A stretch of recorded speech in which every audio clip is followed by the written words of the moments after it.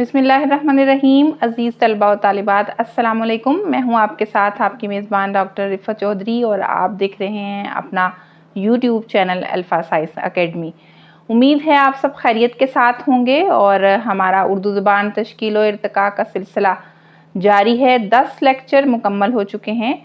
ہم نے پچھلے لیکچرز میں اردو جو شاعری ہے اس کی بات نہیں کی تھی، بلکہ اس کے بجائے اردو نثر کی روایت پر بات کی تھی، جو ہمارا پچھلا لیکچر تھا۔ اردو نثر کے آغاز اور ارتقاء پر بات کی تھی، اس کے بعد اردو نثر کی روایت پر بات کی تھی۔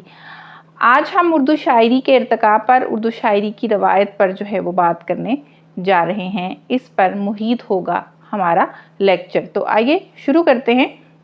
یقیناً شاعری جو ہے وہ ادب کی ایک انتہائی اہم صنف ہے۔ اس پر تفصیل سے بات کریں گے کہ شاعری کے کیا معنی ہیں، شاعری کی کتنی اقسام ہیں، کتنی جہتیں ہیں، اور بہت ساری اقسام اور بہت ساری جہتوں کو ہم تفصیل کے ساتھ آپ کے سامنے پیش کریں گے۔ آج اردو شاعری کی روایت پر بات کریں اگر، تو حافظ محمود شیرانی کی تحقیق کے مطابق اردو شاعری کا آغاز غزنوی عہد میں فارسی کے مشہور شاعر مسعود سعد سلیمان سے ہوا، جو لاہور کے رہنے والے تھے۔ اگرچہ ان کا نہ تو کوئی شعر ملتا ہے اور نہ اس زبان کو اس زمانے میں اردو کہا جاتا تھا، تاہم یہ بات غلط نہیں ہے کہ مسعود سعد کے دور کے کچھ ہی مدت بعد امیر خسرو کے کلام کا کچھ حصہ ایسا ملتا ہے جو فارسی اور ہندی سے مل کر ترکیب پاتا ہے۔ امیر خسرو کے بعد شمالی ہند میں کوئی قابل ذکر شاعر تاریخ میں محفوظ نہیں ہے۔ ادھر دکن میں مسلمان بادشاہوں نے سیاسی مسلطوں کی بنا پر مقامی زبان کی حوصلہ افزائی کی اور اس شاعری کی پرورش کی جسے دکنی کہا جاتا تھا اور آج جسے ہم اردو شاعری کا نقش اول کہتے ہیں۔ دکن میں شعراء کی ایک طویل فہرست ملتی ہے، جس میں بادشاہ بھی ہیں، صوفی بھی ہیں اور عام شہری بھی۔ قلی قطب شاہ نہ صرف قطب شاہی خاندان کے اہم بادشاہ تھے، بلکہ انہوں نے اردو میں 50,000 اشعار بھی چھوڑے ہیں اور تمام محققین کے مطابق اردو غزل کے بابا آدم قرار پاتے ہیں۔ اس زمانے میں اور بھی بہت سے شعراء معروف ہوئے، ان میں سب سے اہم نام جو ہے وہ ولی دکنی کا ہے، جس کی شاعری نے شمالی ہند میں اردو غزل کو جو ہے وہ ایک اہم مقام دیا اور اردو غزل کی تحریک کا آغاز کرنے میں اہم کردار ادا کیا۔ ولی دکنی نے مختلف مرحلوں سے گزر کر اردو زبان کو دنیا کی ترقی یافتہ زبانوں کے مقابلے میں لا کھڑا کیا۔ محمد حسین آزاد نے اسی لیے ولی کو جو ہے وہ آدم الشعراء کہا ہے۔ ولی پہلے دکن میں مقیم تھے اور پھر انہوں نے مغل حکمران محمد شاہ کے زمانے میں دلی کا سفر طے کیا۔ اس سفر کے دوران ان کے بہت سے شاگرد جو ہے وہ بنے اور انہوں نے جو اپنی شاعری ہے اس کو شمالی ہند کی زبان کے محاورے کے مطابق تخلیق کرنا شروع کیا۔ اب تک شمالی ہند میں فارسی شاعری کا کوئی رواج نہیں تھا، یعنی ولی دکنی سے پہلے شمالی ہند میں شاعری کا جو ہے وہ کوئی رواج نہیں تھا۔ دلی کے لوگوں نے ولی کی شاعری سنی تو گویا پہلی مرتبہ انہوں نے اس زبان میں اپنے جذبات کی عکاسی دیکھی، جسے وہ کئی سال سے بول رہے تھے۔ چنانچہ نوجوان شاعروں کی ایک بڑی تعداد فارسی سے کنارہ کش ہو کر اردو کی طرف متوجہ ہوئی، جسے اس زمانے میں عام طور پر ریختہ کا نام دیا گیا۔ نوجوانوں نے قطع نظر پرانے اور عمر رسیدہ اساتذہ نے بھی ریختہ میں جو ہے وہ عزیز طلباء طالبات تبازمائی شروع کی، جن میں خان آرزو اور مرزا مظہر جانے جانا کے نام خاص طور پر قابل ذکر ہیں۔ خان آرزو کے بارے میں آپ کو میں بتا دوں کہ میر تقی میر کے خالو تھے خان آرزو۔ سراج الدین علی خان جو ہے المعروف خان آرزو ان کا پورا نام تھا۔ مظہر جانے جانا اور ان کے دیگر ہم اثر خود تو فارسی کو خیر باد نہ کہہ سکے، مگر اپنے عقیدت مندوں اور شاگردوں کی نئی نسل میں ریختہ گوئی کا جوش اور ولولہ پیدا کرنے میں انہوں نے اہم کردار ادا کیا۔ اس نئی نسل میں جن شاعروں نے آگے چل کر استادوں کا مرتبہ پایا، ان میں شاہ حاتم آبرو اور شاہ مبارک آبرو بہت مشہور ہوئے۔ شمالی ہند میں اردو شاعری کا یہ پہلا دور تھا۔ اس دور کو ایہام گوئی کا دور بھی کہا جا سکتا ہے۔ ایہام گوئی شاعری کا ایک ایسا انداز ہے جس میں شاعر لفظوں کی بازیگری سے اپنے علم و فضل کا مظاہرہ کرتا ہے۔ جب ہم اردو زبان و ادب میں کی تحریکوں پر بات کریں گے تو یقیناً ہم ایہام گوئی پر تفصیل سے بات جو ہے وہ کریں گے۔ اس کے بعد اگر ہم دیکھیں تو اردو شاعری کا دوسرا دور جو ہے وہ ہر اعتبار سے سنہری دور کہلاتا ہے۔ اس دور میں فارسی کی تمام مروجہ اصناف اردو میں منتقل ہو چکی تھیں، اور اس ہنرمندی کے ساتھ کہ یہ احساس ہی نہیں ہوتا تھا کہ یہ کام اس زبان میں پہلی مرتبہ ہوا ہے۔ غزل اور مثنوی کی روایت دکن میں پہلے موجود تھی، اس لیے ان دونوں اصناف نے بڑی تیزی کے ساتھ ترقی کی۔ یہ دور دیگر شاعروں کے علاوہ خاص پہچان سے 3 شعراء کے سبب بڑا اہم تسلیم کیا گیا: خواجہ میر درد، مرزا محمد رفیع سودا اور میر تقی میر۔ یہ وہ 3 شخصیات ہیں، 3 شعراء ہیں جن کے سبب اس دور کو سنہری دور کہا جاتا ہے۔ خواجہ میر درد ایک باعمل صوفی تھے، لہٰذا ان کی شاعری تصوف کی شاعری کا بہترین نمونہ ثابت ہوئی۔ مرزا محمد رفیع سودا نے غزل کے ساتھ قصیدے مرثیے پر بھی خاص جو ہے وہ توجہ کی۔ میر تقی میر نے غزل اور مثنوی کو آگے بڑھایا۔ غزل تو میر صاحب کی خاص جو ہے وہ چیز ہے۔ غزل کے دامن کو انہوں نے اتنا وسیع کیا کہ آج تک غزل کہنے والے شاعر جو ہیں وہ ان کی خوشہ چینی کرنے کی کوشش کرتے رہتے ہیں، اور میر صاحب کی پیروی پر تو غالب کو بھی جو ہے وہ ناز ہے۔ ادھر دلی کے گلی کوچے درد، سودا، میر اور ان کے دیگر معاصرین کے کلام سے گونج رہے تھے عزیز طلباء و طالبات، اور ادھر سیاسی اعتبار سے دلی کی مرکزی حکومت جو ہے وہ روز بروز انتشار کا شکار ہو رہی تھی۔ دلی کے اکثر اور بیشتر شاعر فیض آباد میں منتقل ہونے لگے۔ کچھ مدت کے بعد لکھنؤ دارالحکومت ہوا تو مزید شاعر دلی سے آ کر لکھنؤ میں آباد ہو گئے۔ سودا اور میر بھی لکھنؤ میں آ بسے۔ ان کا دور ختم ہو رہا تھا اور اب شاعری نوجوان نسل کے ہاتھ میں لگ چکی تھی۔ ان میں میر حسن مصحفی، انشا اور جرت خاص طور سے مشہور ہوئے۔ یہ فضا نئی تھی، یہاں زندگی پرسکون تھی، قنوتیت کی جگہ جو ہے وہ رجائیت نے لے لی۔ شاعری بھی ان عناصر سے بہت زیادہ متاثر ہوئی۔ سید انشا اور جرت اس دور کے خاص نمائندے رہے۔ مصحفی کا معاملہ یہ تھا کہ ان کی تقریباً نصف زندگی دلی میں بسر ہوئی اور ان کی شاعری کی بنیاد دلی کی فضا میں اٹھی تھی، تاہم وہ نئے زمانے کے تقاضوں کو پورا کرنے کی کوشش میں بھی لگے رہے۔ اس زمانے میں نذیر اکبر آبادی نے عوامی شاعری میں الگ سماں باندھ رکھا تھا۔ ایک طویل عرصے تک ان کے عوامی لب و لہجے کو درخور اعتنا نہیں سمجھا گیا، لیکن آج انہیں اردو کا پہلا حقیقت شناس شاعر گردانا جاتا ہے۔ انشا، جرت اور مصحفی غزل میں اپنے ہنر کا مظاہرہ پیش کر رہے تھے۔ میر حسن نے غزل کے بجائے مثنوی کی طرف خاص توجہ کی۔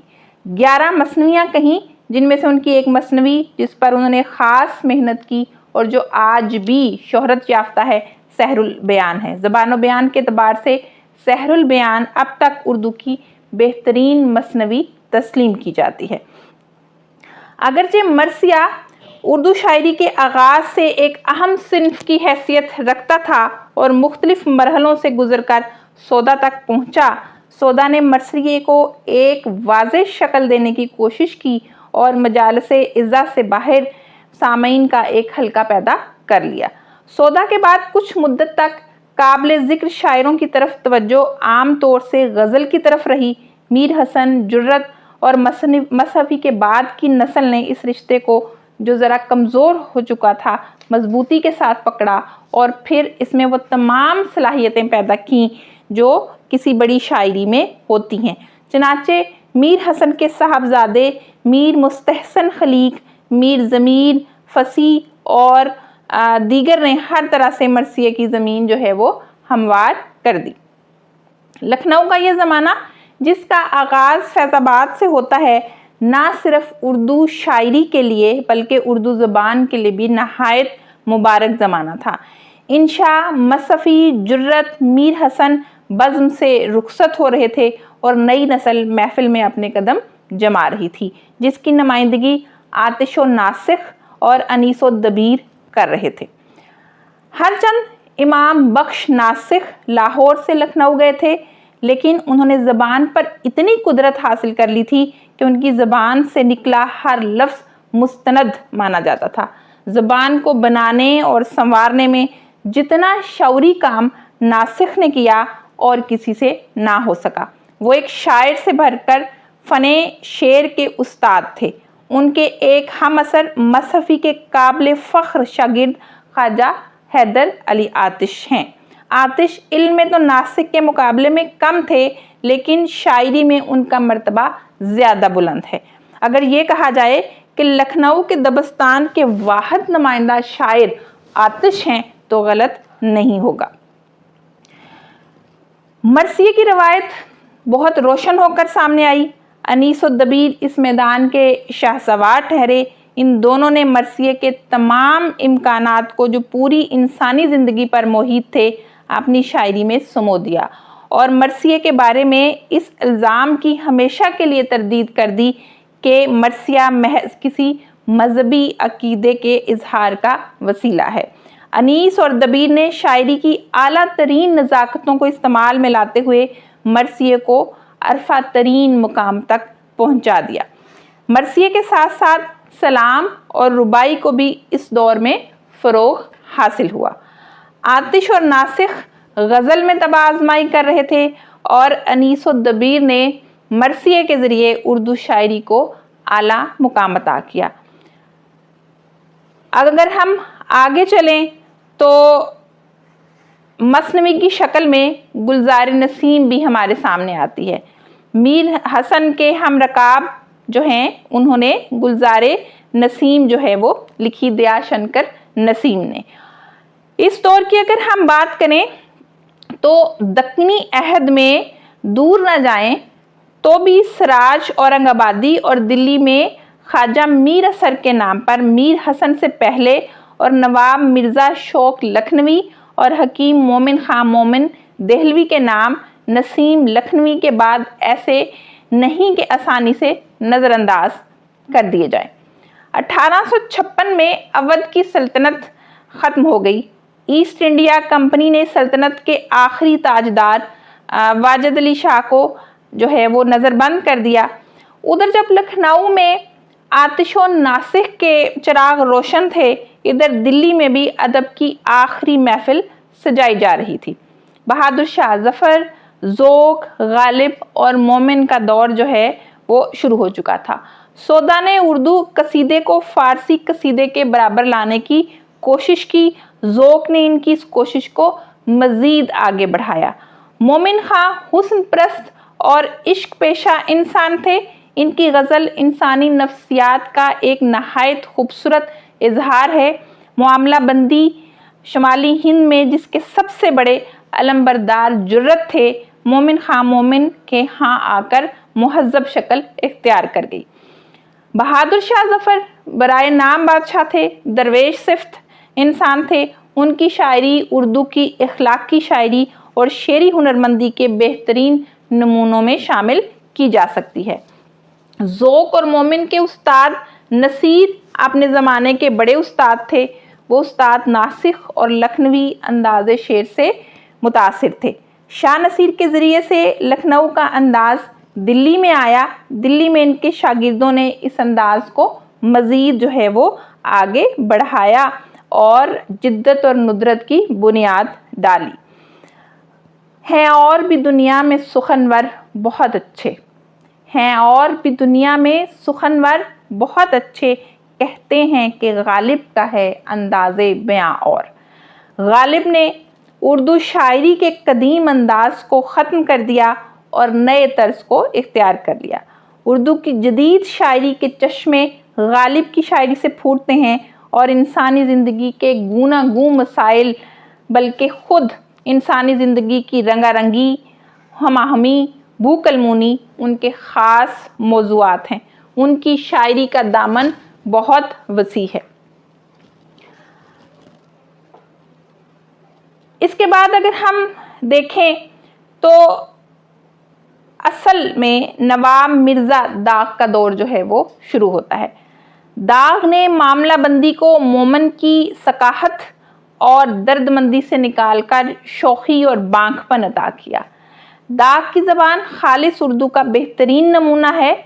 امیر منائی پہلے قدیم طرز میں شعر کہہ رہے تھے، داغ کے اثر سے اس قدر مغلوب ہوئے کہ اپنا انداز بھول گئے۔ جلال نے اپنا سارا زور زبان و قواعد اور زبان کی پابندی پر صرف کیا۔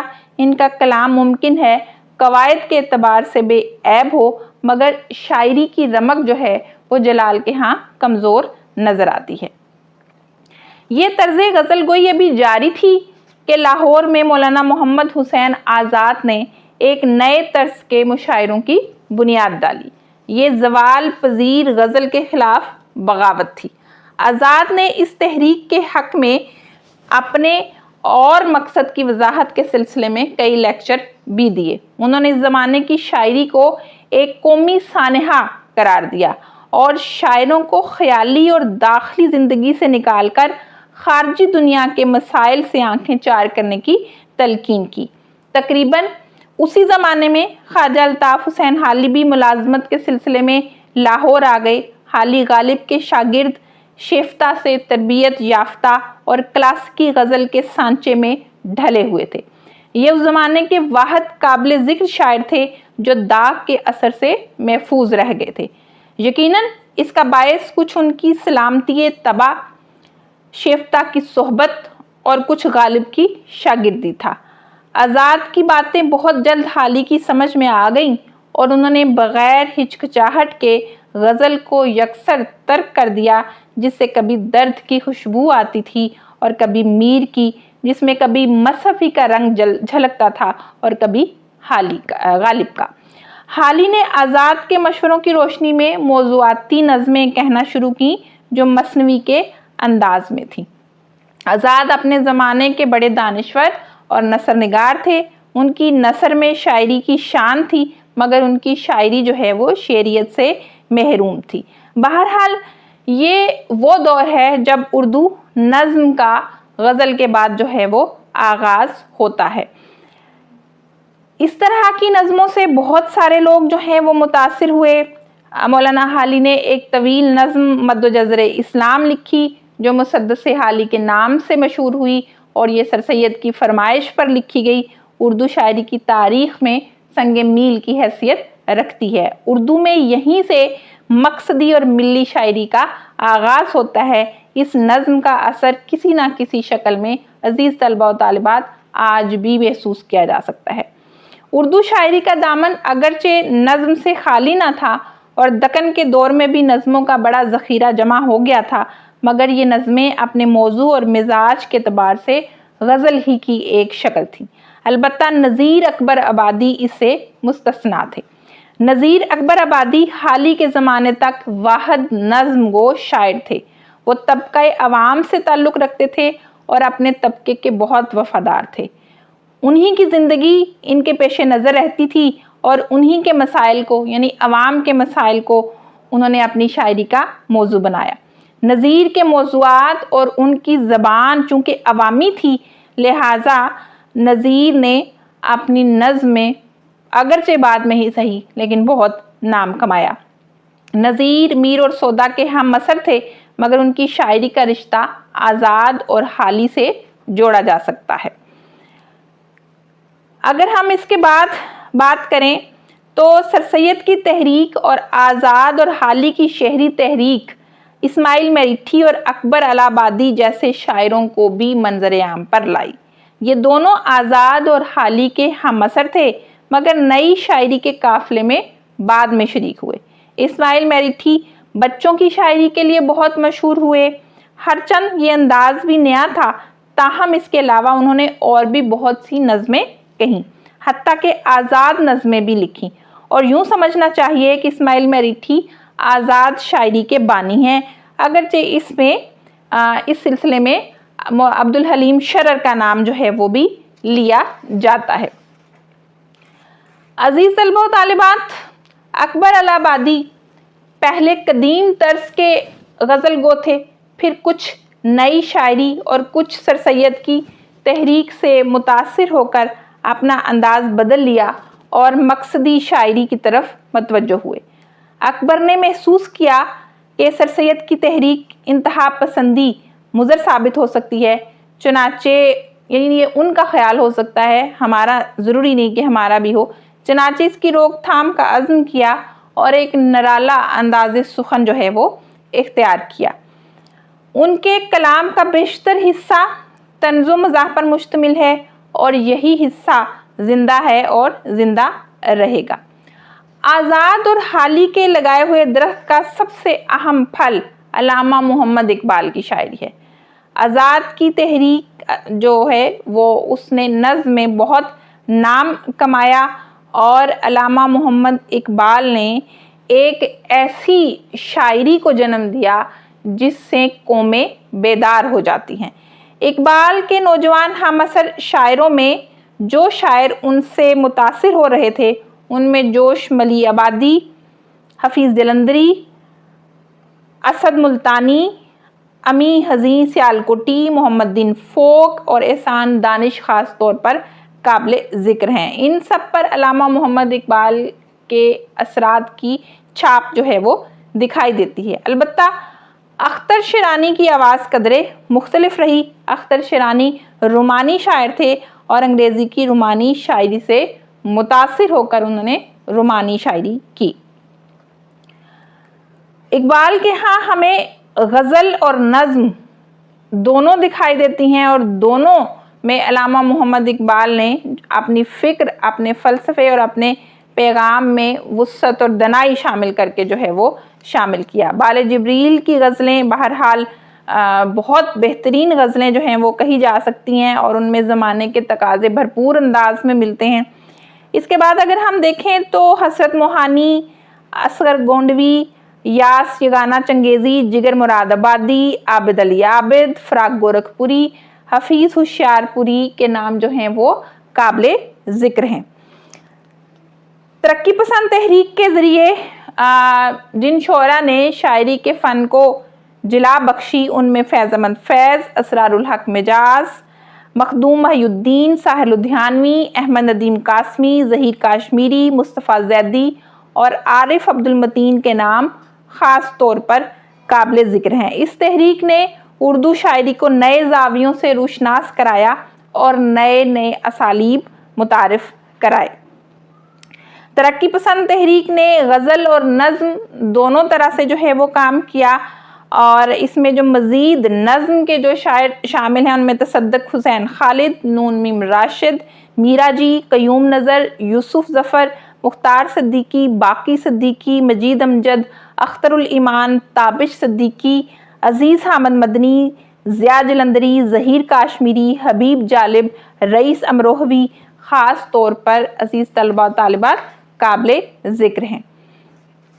غزل کی ابتدا میں ترقی پسند اور حلقہ ارباب ذوق دونوں تحریکوں نے جو ہے وہ اس کو رد کیا، لیکن قیام پاکستان کے بعد حالات کچھ اس طرح سے ہوئے اور ایسی فضا پیدا ہوئی کہ غزل کو پھر سے اپنی سخت جانی کا ثبوت جو ہے وہ فراہم کرنا پڑا اور رفتہ رفتہ غزل بھی شاعری کی فضا میں چھا گئی اور نظم کے ساتھ اس نے اپنا مقابلہ جو ہے وہ جاری رکھا۔ سوائے نون میم راشد کے سبھی شاعر خواہ کسی بھی دبستان سے تعلق رکھتے تھے غزل کی طرف مائل ہوئے۔ میرا جی اور مجید امجد خالص نظم کے شاعر تھے مگر وہ بھی غزل کی زلفوں کے اسیر ہوئے بغیر نہ رہ سکے۔ قیام پاکستان کے بعد غزل کو پھر سے قارئین اور ادب کے جو لوگ ہیں انہوں نے اپنی دھڑکن بنائے رکھا۔ جن شعراء نے اس صنف کی خون جگر سے آبیاری کی ان میں ناصر کاظمی کا نام خاص طور پر قابل ذکر ہے، ابن انشا، احمد مشتاق، سلیم احمد، نعیم صدیقی، سجاد باقر رضوی، صوفی تبسم، منیر نیازی، شہزاد احمد، قتیل شفاعی، ظفر اقبال، محسن بھوپالی، سحر انصاری، ادا جعفری، طفیل ہوشیارپوری، ساغر صدیقی، محسن احسان، بیدل حیدری، شکیب جلالی، جون ایلیا، جمال احسانی اور مظفر وارثی کے نام جو ہیں وہ سر فہرست ہیں۔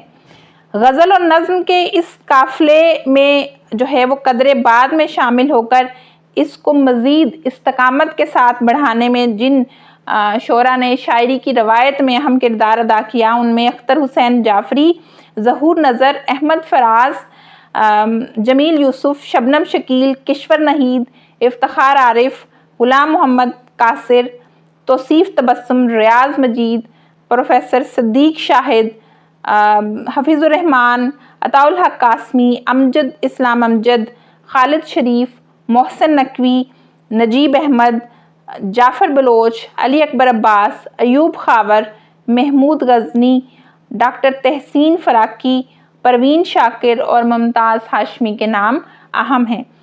20ویں صدی کے آخر کی اگر ہم بات کریں تو الیکٹرانک میڈیا جو ہے اس نے بہت اہم کردار ادا کیا ہے، اور اب تو اردو شاعری میں ایسی شاعری بھی وجود میں آنے لگی ہے جو طے دار ہے۔ بہرحال اس پہ ہم بعد میں تفصیل سے جو ہے وہ بات کریں گے۔ تو عزیز طلباء و طالبات، یہ تھی اردو شاعری کی روایت جس پر ہم نے جو ہے وہ بات کی۔ تو اردو شاعری کا آغاز جو ہے وہ بھی دکن سے ہوتا ہوا دکھائی دیتا ہے۔ اردو شاعری نے بہت سارے مراحل طے کیے جو ہم نے مختصراً آپ کے سامنے جو ہیں وہ پیش کیے۔ اردو شاعری کی مختلف جہتوں اور اقسام پر بھی ہمارے لیکچرز جو ہیں وہ ہوں گے۔ امید ہے کہ اردو شاعری کی روایت کو سمجھنے کے لیے آج کا لیکچر آپ کے لیے بہت ہی فائدہ مند ہوگا۔ اپنے کمنٹس ضرور دیجیے گا اور ہمیں دعاؤں میں یاد رکھیے گا۔ اگلے لیکچر تک کے لیے اپنا بہت سارا خیال رکھیے گا۔ اللہ حافظ۔